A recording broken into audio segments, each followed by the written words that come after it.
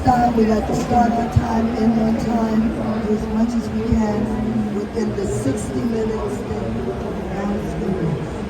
So, welcome to the HBCU Green Fund Sustainable Africa Future side event for COP30. This is a youth side event. I'm an older youth, as you can see. And what I want to say is today is the global launch of our Power of 10 campaign. Our goal is to raise in 1 year $10 on behalf of every HBCU student, historically black college and university student. And we decided, our young people suggested, that was aiming too low. There are in fact 2 million black college students in the U.S. So we think we should 10x that number.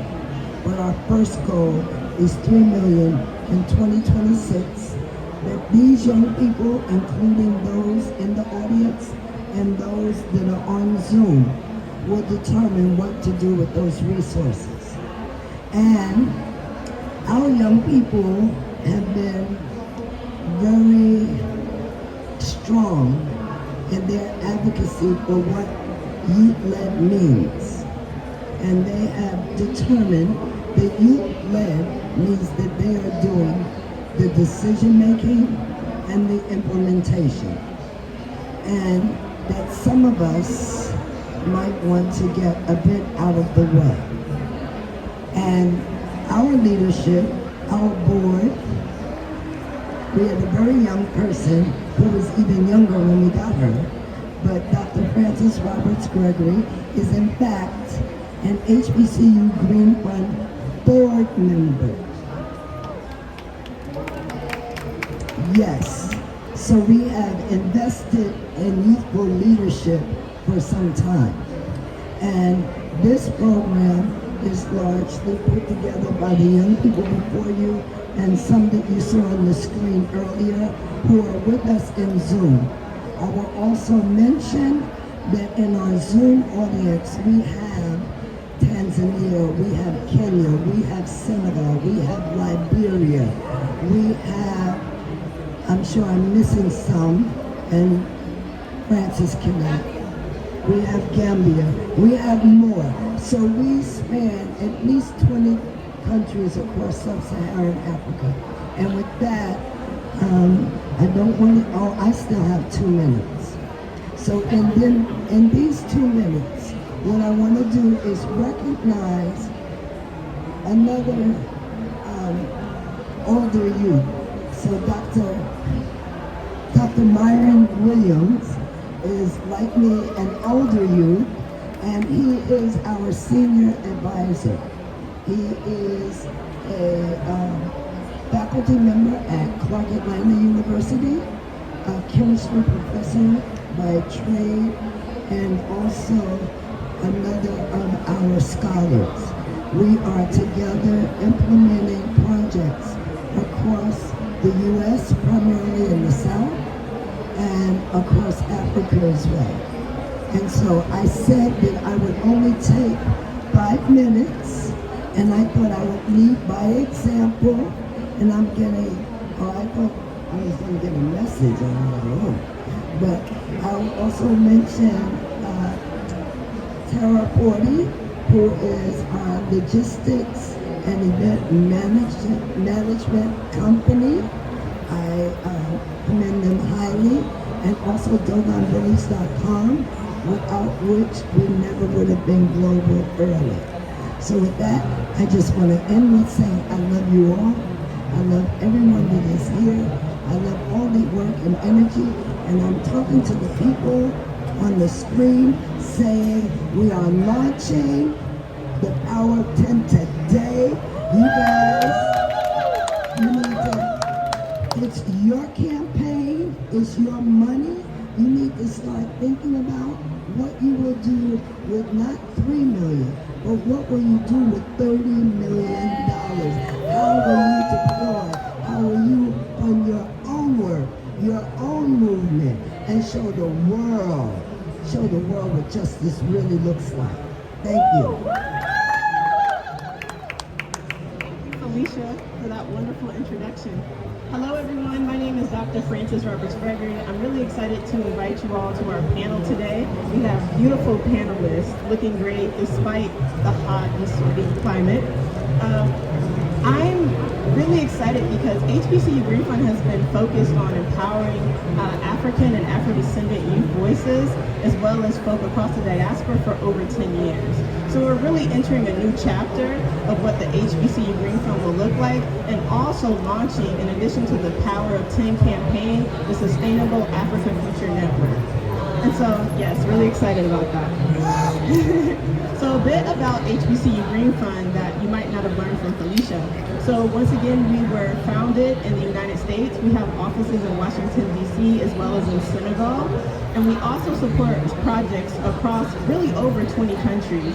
In the next iteration of the Green Fund, we want to make sure that we're supporting projects in North, South, East, West, and Central Africa, as well as the diaspora. That includes Latin America, the Caribbean, Asia, Europe, you name it, we're trying to be there. As well as the Pacific. I met a colleague from the Pacific, Vanuatu, and she said that we need to support projects there. In addition to supporting folk attending the Africa Climate Summit in Weeks this year, we've also supported folk attending the SB Bond. We've also supported Eco Spring Breaks in Senegal and Ghana. And we're really excited for new opportunities to really develop youth leadership through digital storytelling. So with that being said, I also don't want to take up too much time. I also serve, I'm also a member of the Women and Gender constituency, as well as Black and Environment and the Black Hive. And I want to talk a little bit about gender before I pass the mic over to my colleague, Cheryl, who's actually representing the PACJA and Chisholm Legacy Project Global Afro-Descendant Climate Justice Collaborative. But first, a little bit about gender. For those of you who don't know, I am a gender and climate strategist. So part of the reason I'm here at COP is because I strongly believe in the importance of intersectional and feminist climate policy.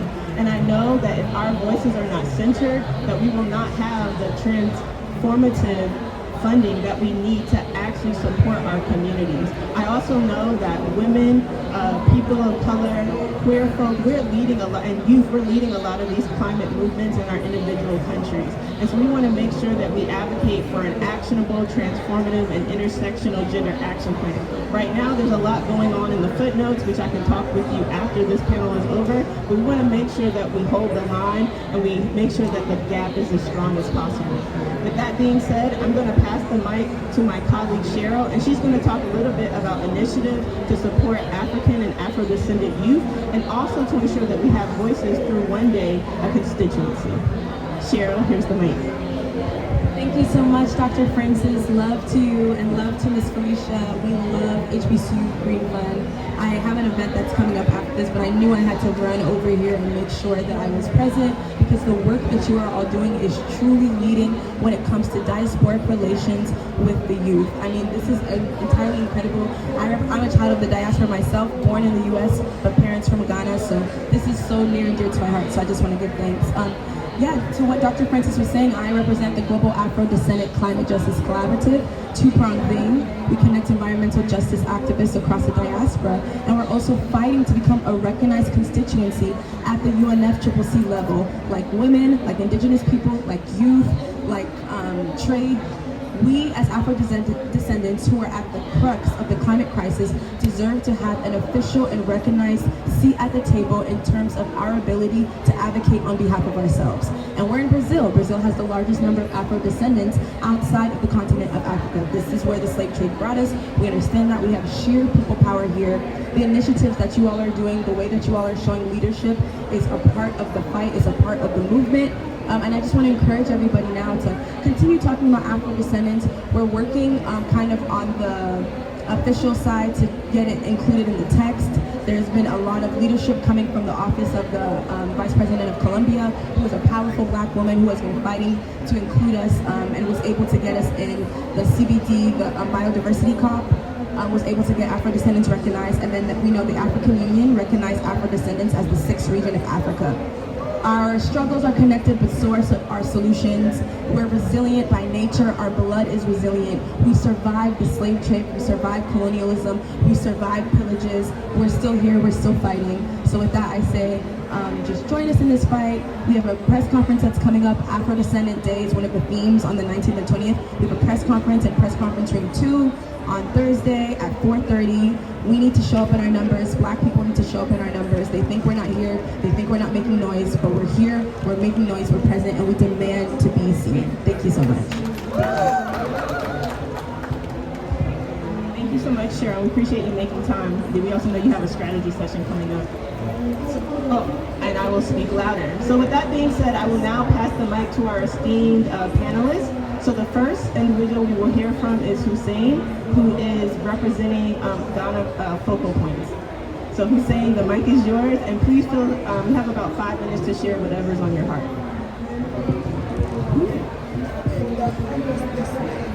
Hello, can you hear me now? Is it those online? Please, can you hear me? Okay, so my name is Hussein Kassim. I'm from Ghana. I'm the founder and executive director of the Center for Climate and Sustainability Empowerment, and also HBCU Green Fund focal point. My work revolves around young people.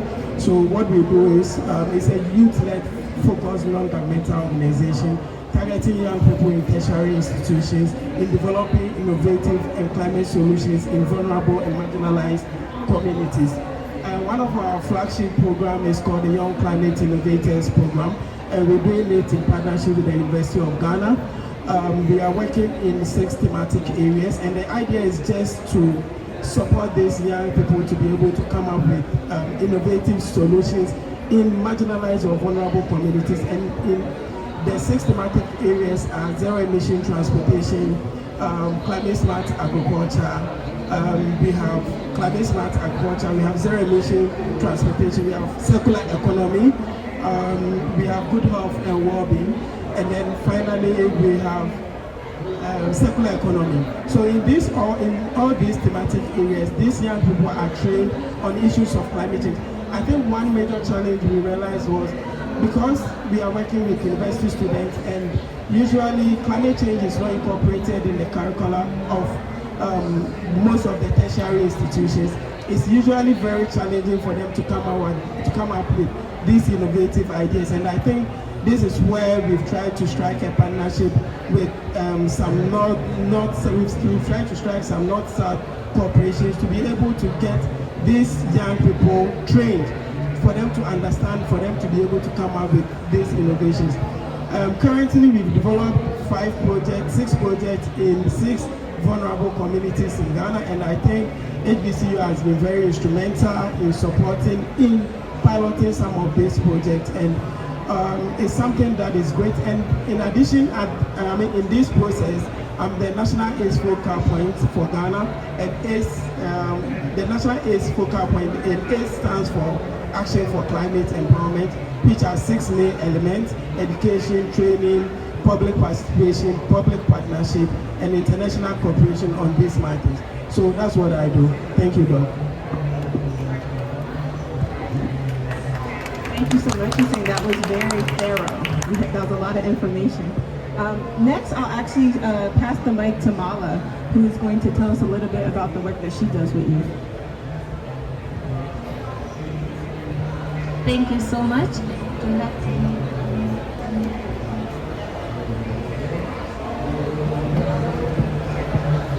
Thank you so much, and good afternoon, everyone.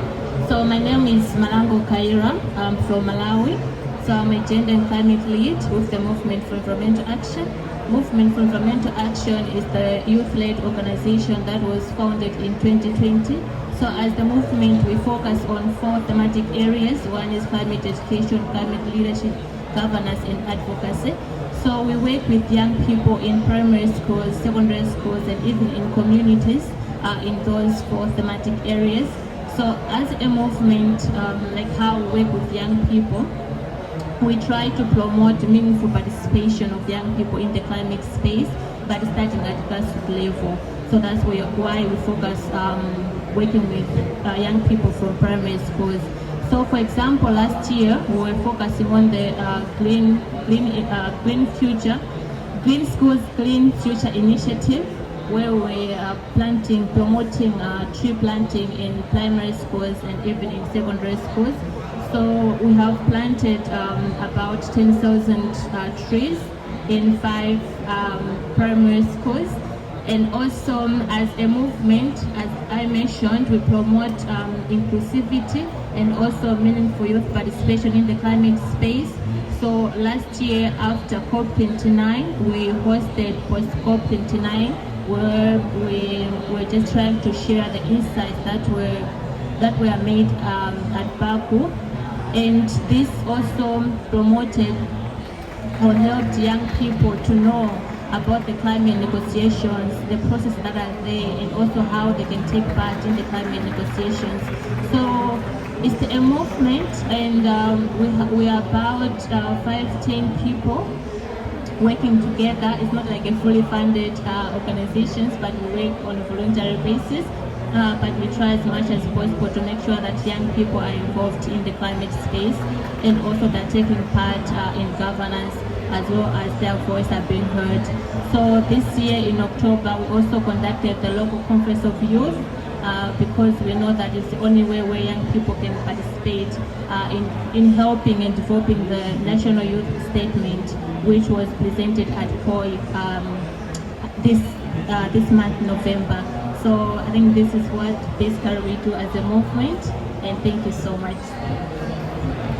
Let's clap it up for Mala. That's a wonderful work happening in Malawi. Next, I'm going to pass the mic to Lucky, who has been involved in the HBCU Green Fund Network for a long time, longer than I have actually. And so Lucky, I'm really interested to learn more about your efforts in Nigeria, but once again, speak whatever's in your heart. Thank you, Dr. Francis, and I'm excited to hear that you just asked me to speak whatever is in my heart. So before I start, I would want us to take a look at my left is the Children and Youth Pavilion, right? And by my right, there is another Youth Pavilion. If you have been observant in the last 6 days of COP, both pavilions have been extremely empty. If you take an assessment of what happened at COP27 in Egypt, COP28 in Dubai, and COP29 in Azerbaijan, this is a clear testament that young people are being marginalized. I thought to start with that very simple example. So my name is Lucky Aben. I come from Nigeria. I'm privileged to serve as the HBCU focal point for Nigeria, and I also currently work as the focal point as the National Coordinator for Green Faith Nigeria, a multi-faith movement that brings together grassroots multi-faith organizations to champion issues around climate change and climate justice. Over the last 4 years, I have actually been actively involved in meaningful youth participation around issues of climate justice. I started my climate justice work with a 2-week training in Nairobi at the famous Nairobi Summer School of Climate Justice, being organized by the Pan-African Climate Justice Alliance. And from there, I metamorphosed to serving as an executive youth member at the Commonwealth Climate Change Youth Network, where I served for 2 years. I also had the opportunity to serve with the Secretary General in 2022 as an International Youth Task Force member. We led the Youth Forum at the Commonwealth Head of State and Government meeting in Rwanda. And then I moved in 2023 and 2024. I was a 2-time Commonwealth Youth Delegate to COP27 and COP28. And today I am here in Belém, not just as a young person, but I'm proud to announce that I am leading a delegation of 25 frontline food leaders. And that's because the issue of adaptation is really key to my heart. And with support from partners, we've been able to bring together 25 cut across Asia, Africa, Australia. And I'm really optimistic that at COP31 we'll be going to Australia. One of my most profound moments is the support that we've received so far from the HBCU Green Fund. And let me mention this very particular example. In 2024, we got support to mark the World Teachers' Day in Nigeria. And what we did was to hold a 2-day interactive session with kids, school pupils between the ages of 8 to 16. We talked to them about climate justice, and not just talking, we also had to walk the talk. And we got about 10 tree seedlings. We got these kids to plant. They named the tree seedlings. And before I came to Belém, I had to visit the school because we need to move from planting trees to growing trees when we talk to the next generation. And to my greatest surprise, out of the 10 tree seedlings that we planted, 8 survived. These are young climate champions who are beginning to see what it means to champion issues of climate justice. However, I am really disappointed because those who are less responsible for the climate crisis are also the ones taking lead in addressing the climate crisis. It is no longer news that Africa as a whole contribute less than 4%. However, Africa is at the forefront of leading climate justice. Today, climate justice is a word. Climate justice is a concept that everybody wants to align with because young people from Africa have taken it personal to say climate justice means survival. And on this day where we are having this, I'm excited that HBCU is launching the campaign. We would try and see how we can really support this and probably call on the Global North to join this campaign. $3 million is not enough. We have listened to the launch of the TFF funds by the Brazilian government, looking at raising about 250 billion to preserve our forest. But while we preserve this forest, or why global leaders come together to raise funds, if you look at the mechanism so far of that fund, young people were not mentioned.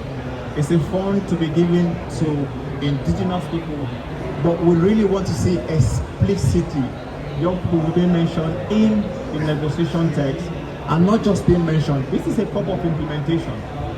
What role will young people play in the implementation?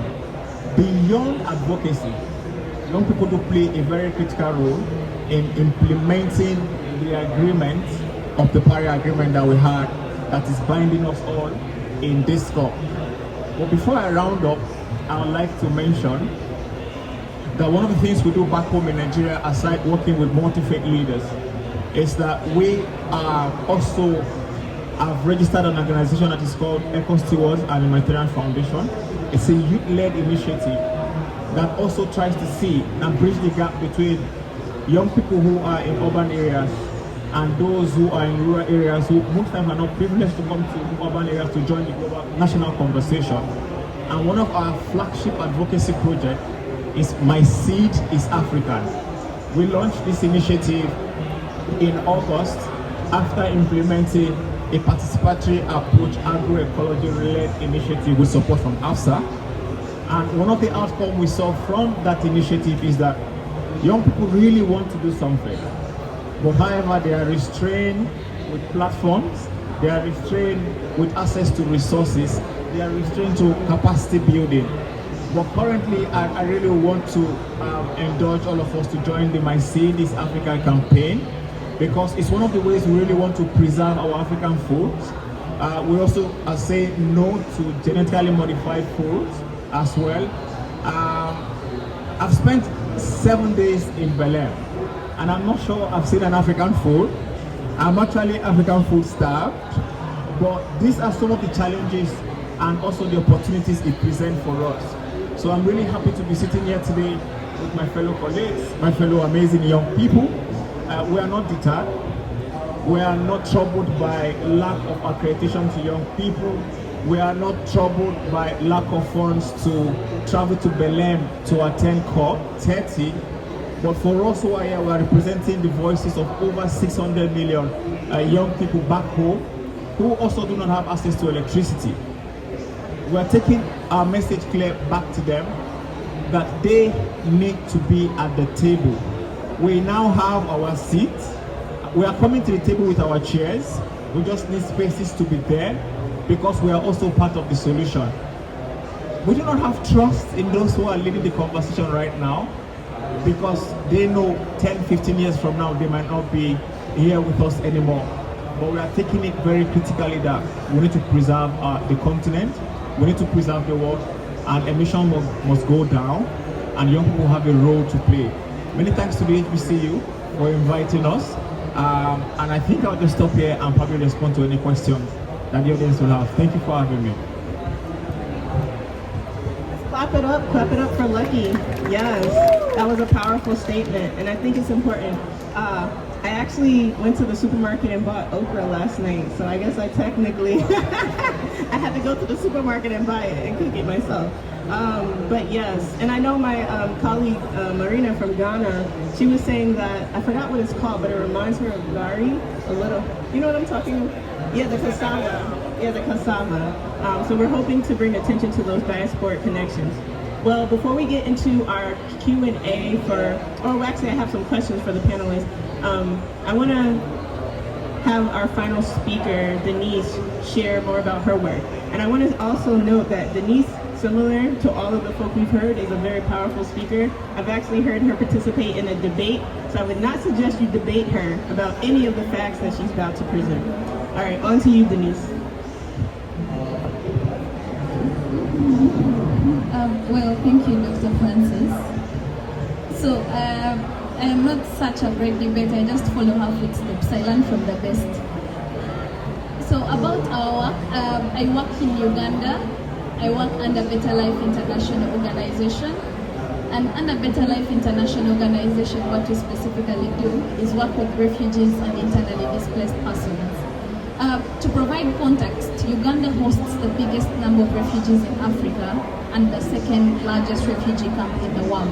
So we host close to 1.9 million refugees, given that we border South Sudan, DR Congo, and entire region of the IGAD and East Africa, how unstable it is. So to that extent, these are people who just wait for one crisis, escape one crisis, just to find another crisis, probably in Uganda. So we work with them around climate smart agriculture. What we do is around farming, and this also has to talk more about digital farming since we're in the digital innovation pavilion.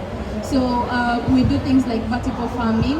We have an application that we developed. It's called Soiler App, where you're able to take a photo of your soil, know the health of your soil, you're able to know the moisture, the pH, and it's able to recommend what to plant. But then besides that, it doesn't end there. It's able to tell you the health of your plant. So if you're able to scan or take a picture of your plant, it's able to tell you the state or the health of your plant. And then it goes ahead and also connects you to various agribusinesses. So if I'm a maize farmer in Uganda, I probably know someone who manufactures flour, who manufactures maize flour. So to that extent, we prevent three things. Things like costs on soil testing, but then costs on things like plant testing, and the third thing that we'll be able to do is to ensure that there is business and there is market for these crops. But it goes beyond that also. We carry out things like climate education, and honestly, most of the work that we're doing is with the marginalized communities to see how best they can be able to ensure that they come up and they're no longer vulnerable to the crisis or even to the climate change impacts when they settle down. Yeah, Dr. Francis, over to you.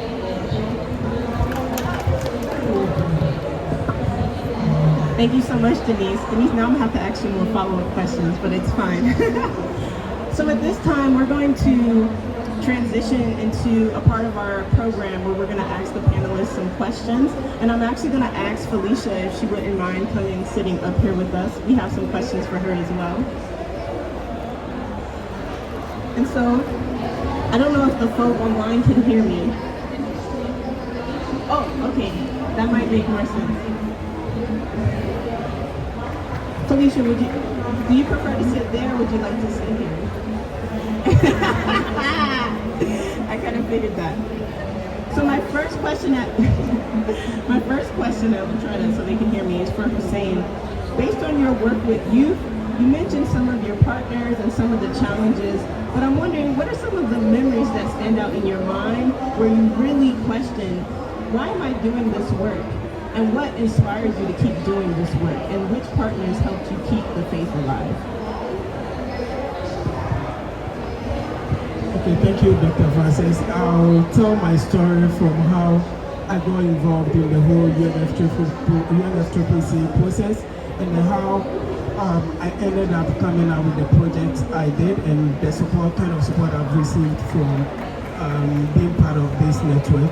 So as a student at the University of Ghana, I had the opportunity to attend my first COP in Durban. And then when I attended Durban, it was quite hectic, quite difficult, because it was quite challenging to follow the process. So what most at times I do, and I think most of you would have had the same experience, especially if you're a first timer in this process, I move around from one side event to the other side event, and then I realized one thing, that those of us from the global south didn't have that capacity to be able to contribute meaningfully in the process, because right from the way our educational system is built, climate change is not incorporated, so it was quite new to me. So most of the times I end up finding myself at the UNFCCC pavilion, because they were always serving coffee there, so I go and sit there, take coffee. So I think in Paris, I was at the UNFCCC pavilion as usual, trying to take coffee, and a colleague passed by and saw me, like, it looks like you're always taking coffee here. So I was like, yeah, it's true, because I move around from one place to the other, and I get lost in the process. And that was when the person advised me to start following ACE, Action for Climate Empowerment. And following ACE has been great. But then one thing I realized was, yes, even though I was following ACE, something was still missing. Because as a young graduate, I want to see changes. I want to push for something big. But this is the case, I didn't have that capacity. And I thought, okay, if after school, if after everything I've gone through, my colleagues who are young people who also want to follow the process, what is the best way to get them engaged, so that when the challenges that I went through, they don't go through the same process, because nothing has changed over the years. The curriculum has been the same, even though you travel to these conferences and you see young people from the global north with them talking about climate change with a passion, with everything, like with all the knowledge that they are talking about. I felt like, no, I can do something to change the narrative. So that was when I started the Young Climate Innovators program. And like I said, the target is basically on targeting young students at the tertiary institution. So with the University of Ghana, and one thing I also realized was, yes, even though there are students who are doing stuff related to environment, but when it comes to the space, they didn't have knowledge at all. So the issue of climate literacy was very key. So we had to re-educate these young people again to understand issues of climate change, talking about how can they think outside the box to be able to come up with innovative solutions within their communities. And that was quite challenging, because you see students who are very smart and you think that, yes, these are students, you can train them to be able to take up the mandate. But then because the whole educational system is not structured in a way that they're able to learn some of these issues, it becomes quite challenging. So we had to do a whole training module for them. And currently we have about 30 students from the University of Ghana. They've all gone through that climate literacy training. After that, there was the need, because, you know, it's a high time we move away from talking to implementation. So after educating these young people about climate change education, issues about mitigation, adaptation, you want to empower them to be able to do the project in their community. And that was also quite challenging.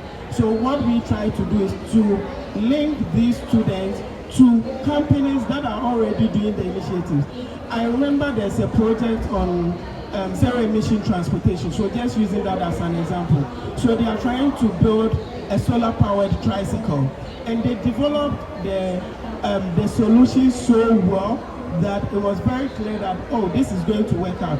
But then when we connected them to the mentoring companies, we realized that no, the solution wasn't as realistic and couldn't be implemented on the ground. So one key thing is getting a mentoring company, which was quite good.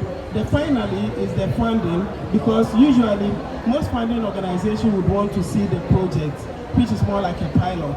And that is when we were lucky to have HBCU Green Fund to support us with a micro fund to at least do a pilot of the project in the vulnerable community. Thank you.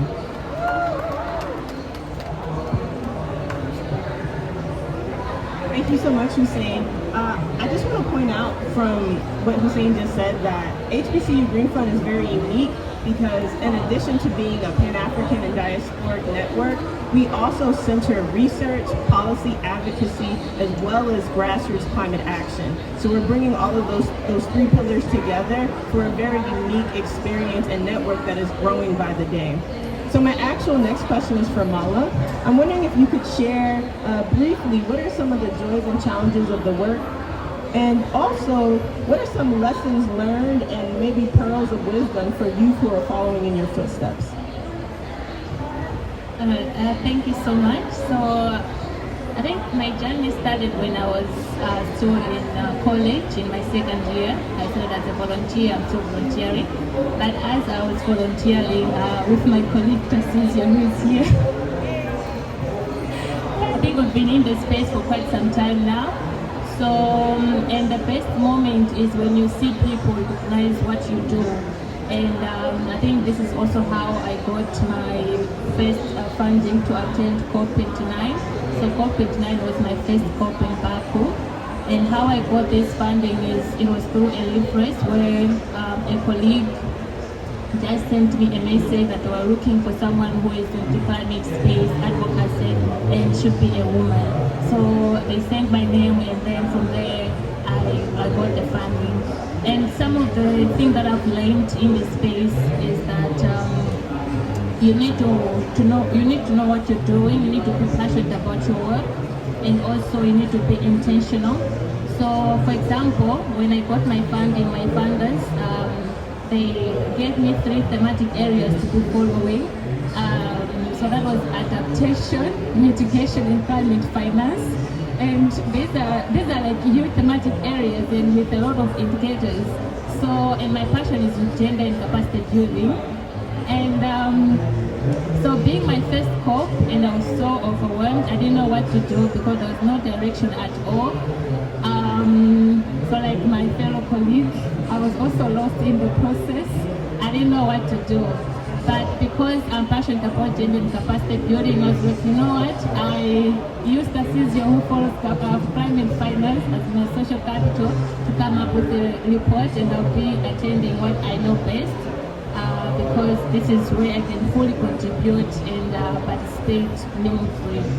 And some of the challenges that I've seen is what I've just spoken, that as a young person in the climate space, you need to have someone who can be there to guide you, because the language that is being used in the negotiations is something that you cannot just, as a newcomer, you don't just get to know right away. So it's a process, and you need a mentor who can be there to support you, to guide you, like how the texts are developed, how they can be interpreted, the jargons that people use in the climate negotiations. And I'm glad that I have like an amazing family and also friends who are there to guide me in the process, to support me in the process. And currently I'm following the capacity building thematic area, not just as someone who's just following, but as a coordinator for the LLDC capacity building thematic area, which for me, I took it as an opportunity to also learn, to continue learning, because like I mentioned, I'm still also in the process to know how things are done in the negotiations flow. So yeah, I think in a nutshell, this is what I can say. Thank you. Thank you. And I also want to point out, Mala just mentioned the importance of funding. We're all looking for funding. So HBCU Green Fund is a network that is trying to empower youth and folk from the diaspora in finding and sharing funding. So resources are always important. And then you also mentioned mentorship, both of you did. And I also would say HBCU Green Fund is really focused on creating those mentorship networks across the transatlantic. So my next question is for Lucky, of course. And so Lucky, you mentioned your work with farmers. And I'm wondering if you have any additional details to share about how that work has developed over time. And since you have gone to so many meetings, what are you looking forward to in the future? Like what is your next journey? Thank you, Dr. Francis. So yes, I'm working with farmers here at COP30. The journey started at the African Climate Summit in Addis Ababa, where I had we did travel to Addis with about 8 frontline food leaders, farmers from Africa, to champion the issues of food sovereignty. For us, we are really particular about the text and the terminologies that are being used. And this was born out of the passion of following issues around adaptation from COP28 and COP29. One of the things that really fueled my passion to work with frontline food leaders, farmers, is the fact that at COP29, we really pushed to ensure that food security and agroecology makes its way to the negotiation text. Unfortunately, that didn't happen. And then we also saw the confrontation and lack of agreement around the global goal on adaptation, the targets, the indicators, the means of implementation. So we went back home, did a COP review, a post-COP review, and saw the areas where we had gaps. And I had the opportunity to start mobilizing frontline food leaders. We looked for organizations who are also interested in ensuring that there is a strong voice and movement for food leaders, not just in Africa. So I was excited to go to Addis with these frontline food leaders. We had a session at the AFSA Pavilion where we looked at the nexus between just transition, food systems, and the role of multi-stakeholders in influencing the entire process.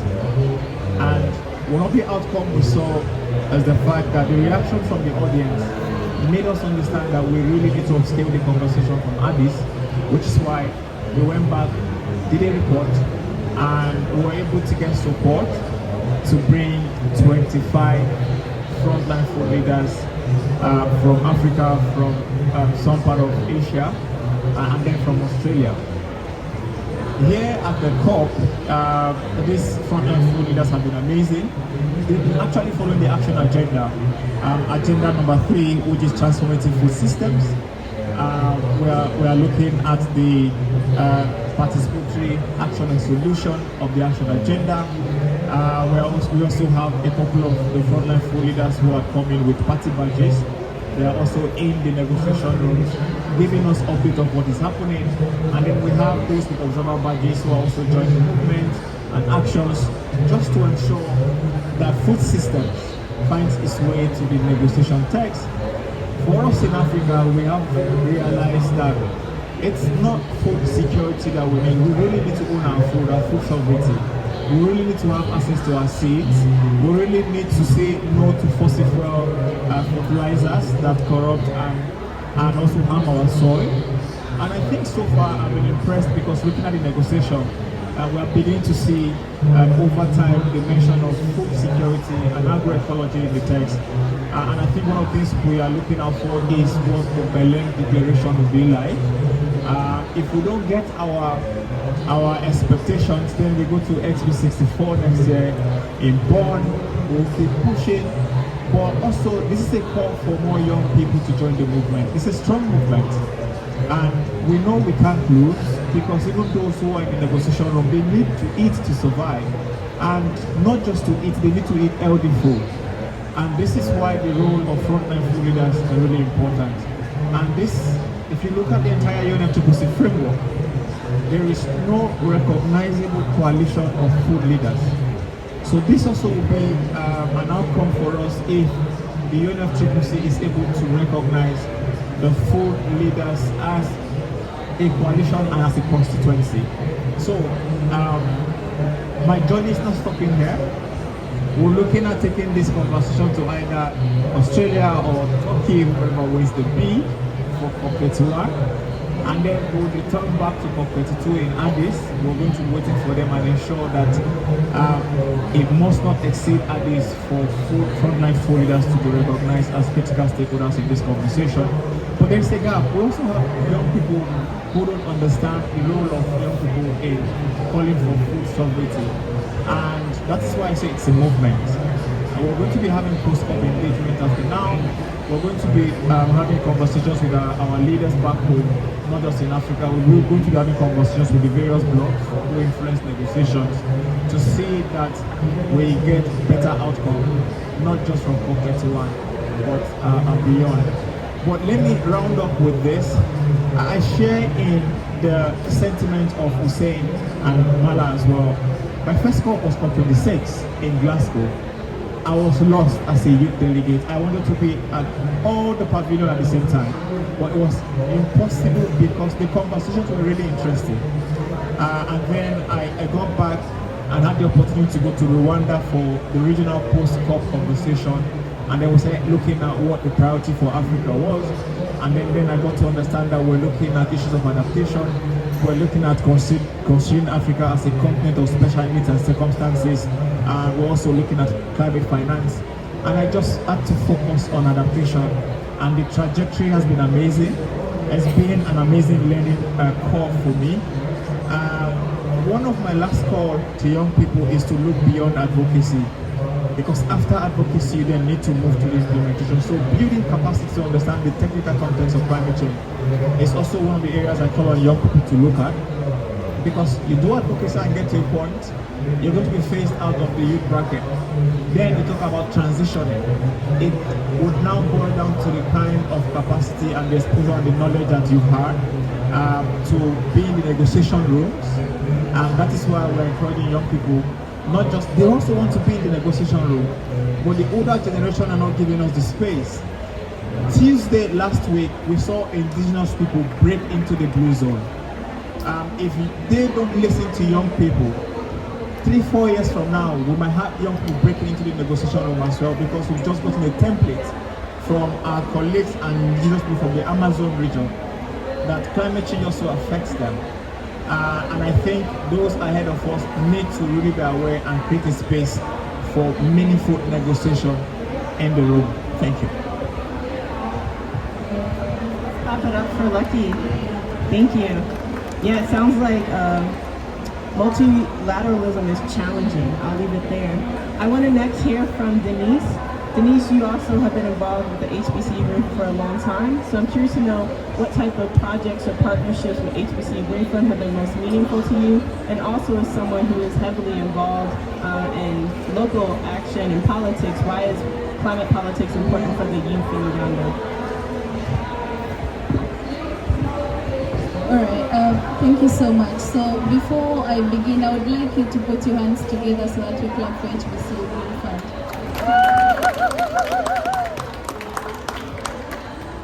So I joined the network I think in 2022. The first time I interacted with Miss Felicia was at COP27. And I think from that time there has been a great difference. And then there are a couple of things that I think as young people we need to understand. The first one, I didn't understand the intent of having calls every Tuesday until I realized that sharing our best experiences and what happened over the week and what wins and maybe ills we could have and how we learn from each other.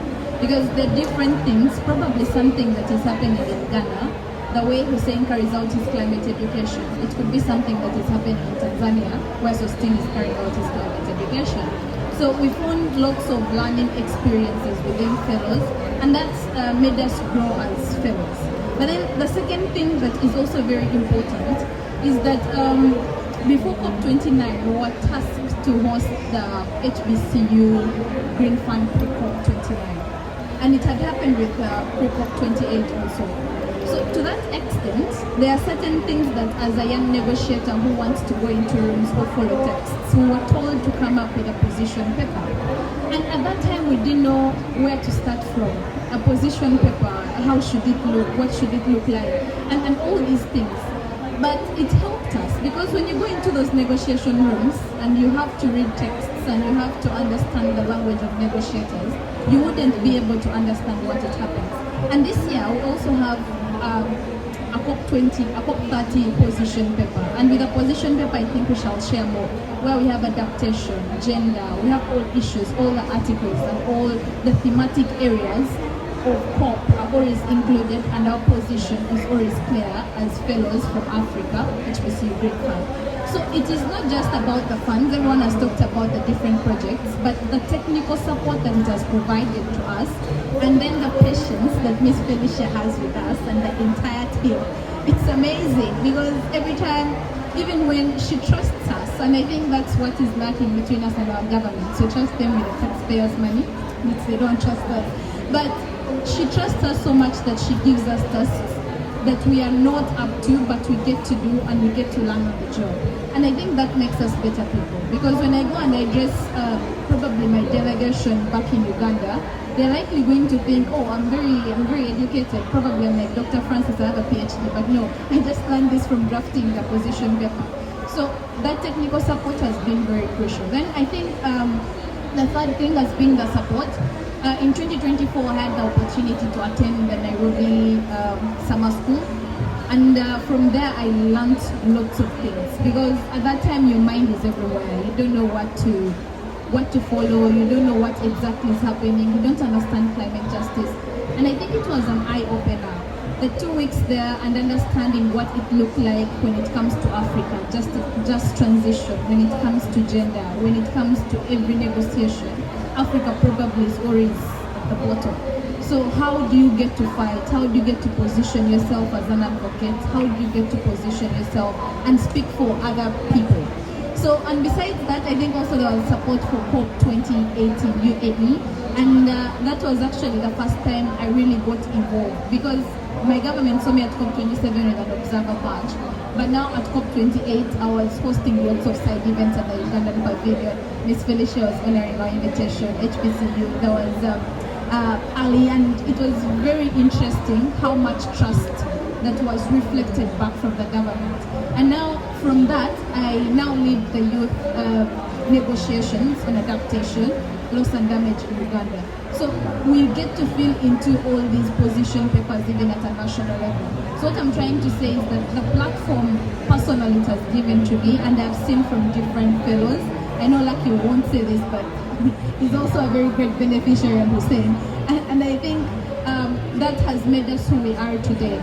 And also at AS, African Climate Summit, and you see we are very busy people. You wouldn't even know where we came from, but Miss Felicia definitely knows where we came from.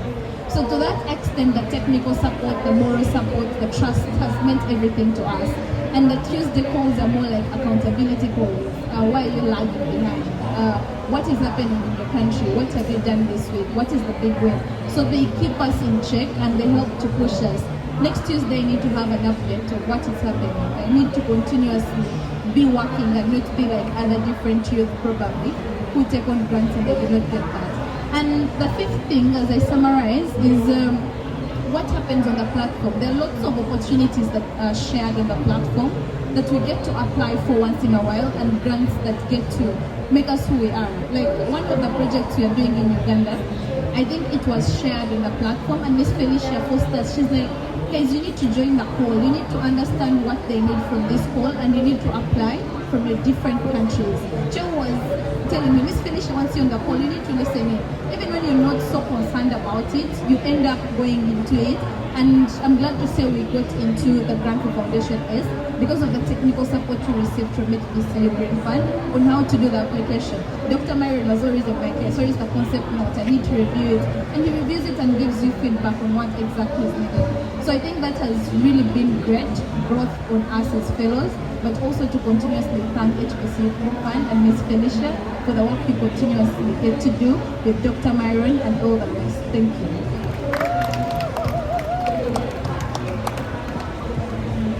Thank you, Denise. That was very heartfelt.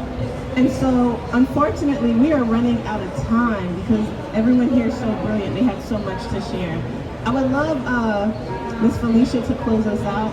We heard from Denise that you trust us. I love that. And so, Felicia, I would love to know, what are your reflections on HBCU Green Fund being in this founder position? And what are your hopes and dreams for the future of the Green Fund, particularly in this austere funding environment?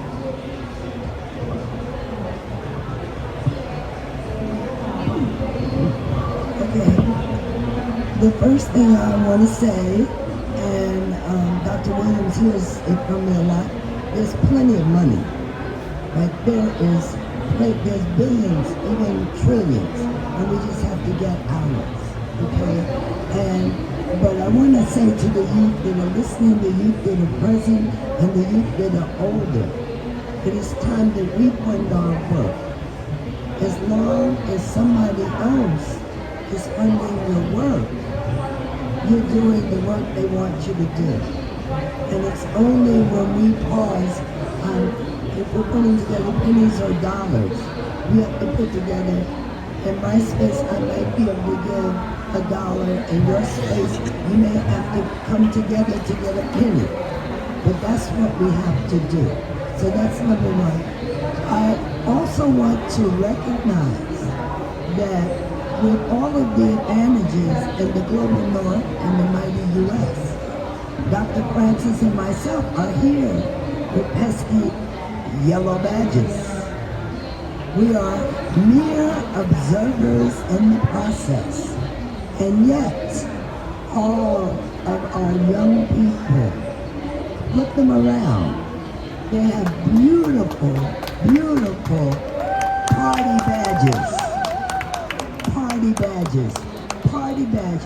Party badge means you're here doing work, making change. Observer badge means just that. We're here for the party, and we'll help feed the people doing the work. But I want to take a moment to recognize that I've been coming to COP since COP 6. Achieving party badge as a youth is no small accomplishment. This takes not only work and discipline, intellect and skill, political strategy, right? And you have to box out even some of your fears. So it takes a lot. And then you have to represent well. And I am so proud from HBCU Green Fund for all of you. I could just literally tear up because I know we're going to be okay. We're really going to be okay. This is only a small, teeny representation of all of the power. If I look out, I'm seeing Sam, I'm seeing all the young people stand up because I don't want it to be, oh, and Isatis is out there. Isatis is my cop brain. So my cop brain is in the back. But really, I want, if you consider yourself a youth, I do. I'm not going to stand because my chair is too tall. But really, I want in this moment, before we close out, I literally want you to stand up. I want you to stand up. Because I want you to stand. I want you to always stand in your power. Stand in your power. Never remain seated. Never remain. Even when you get in the room, stand up. Stand out.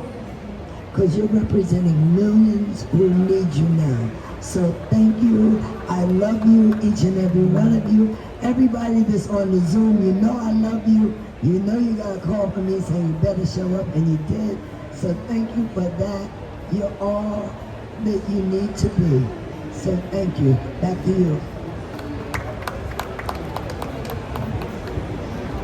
All right, thank you, Felicia, for those words of wisdom. And with that being said, we're going to close our event. We're going to make sure we get a picture with all of our panelists. And if you in the audience would like to take a picture with us, come and join us as well. And I would love to also shout out some of the coalitions and networks that are here supporting us. So we mentioned Isatis, who's with Columbia University. We have folk from FemNet here. I know we have folk from the Africa Just Transition Network. I know we have folk from, I think, Climate Action Network, if I'm not mistaken, some environmental climate justice leaders, and if I've forgotten anyone, my apologies. But we just thank you because we are a network of networks. So with that, thank you for joining us, and we will take a photo, and then we invite you all here to take the second photo together. Thank you for coming.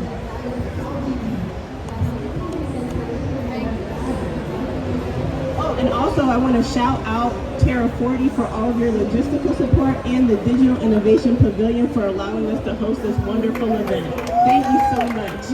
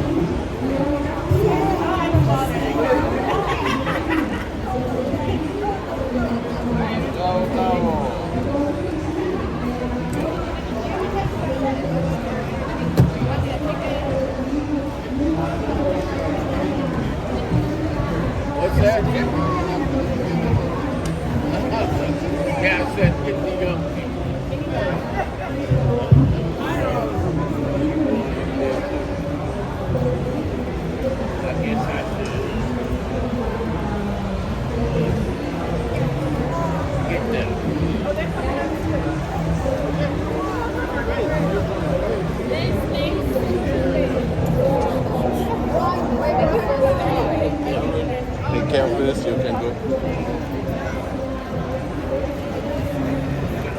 I can make the photo. I can make the photo.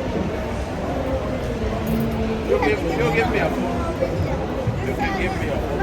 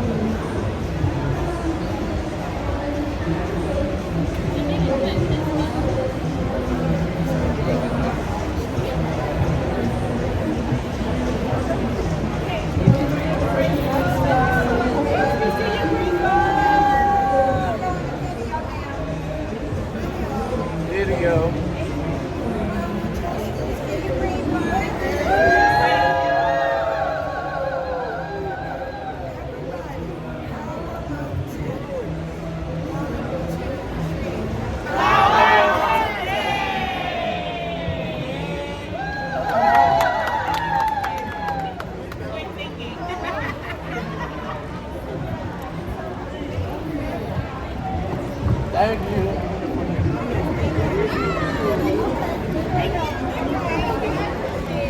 Come on, drop it now. Drop it.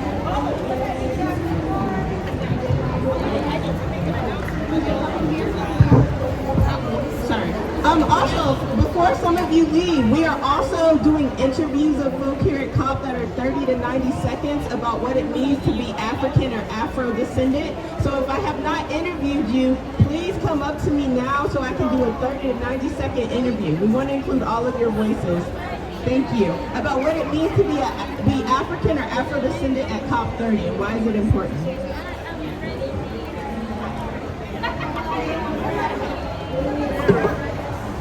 I saw the pictures. Thank you. Thank you for that.